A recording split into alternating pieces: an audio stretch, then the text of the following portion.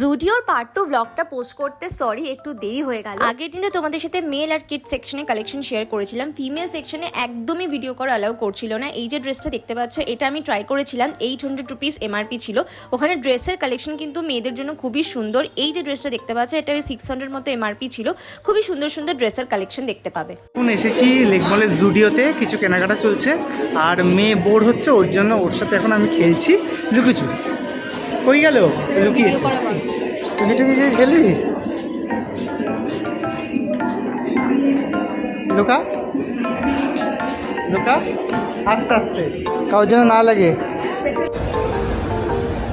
ঘোরার শেষে একটু আইসক্রিম না খেলে হয় এই গরমে।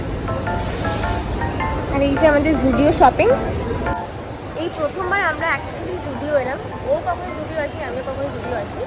বেশ ভালো কালেকশন, মেল ফিমেল সব রকমের কালেকশন ভালো। স্টার্টিং ফ্রম মেকআপ, হেয়ার অ্যাক্সেসরিজগুলো তো ভীষণই কিউট। আমরা বেশ কিছু শপিং করেছি, তোমাদের সাথে পরে শেয়ার করছি। এই যে কোথায় উঠেছে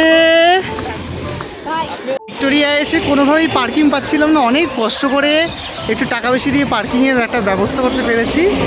আর ভেতরে এখন ডুবুগেলে যাবে না, মেয়ে আর রিয়াই ঘোড়ায় উঠলো, একটু ঘোড়া চড়ছে। মেয়ের প্রচণ্ড ঘোড়ায় চড়ার শখ, আমার সাথে উঠতে ভয় পেলাম না, তোমরা ওঠো।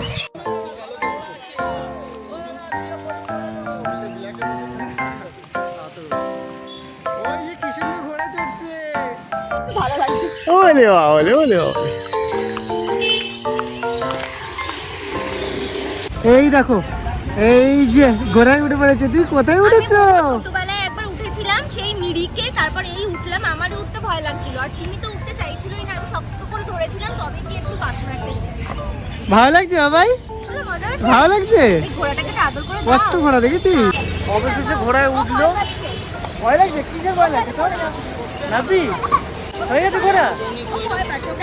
ভিক্টোরিয়ায় ঢোকার ইচ্ছা ছিল, কিন্তু এখন আর ঢোকা যাবে না, কারণ পার্কিংয়ের টাইমিং ফিক্সড রয়েছে। অ্যাকচুয়ালি অফিসিয়াল কোনো পার্কিং নেই, আনঅফিসিয়াল পার্কিং। সেখানে কথা বলে সিভিক ভলেন্টিয়ারের সঙ্গে কথা বলে গাড়ি রেখে দিয়েছি। তো আর ঢুকবো না, বাইরে থেকে একটু ঘুরে নেবো। কি দেখছিস? কোথায় আছিস সিমি তুমি? এটা কি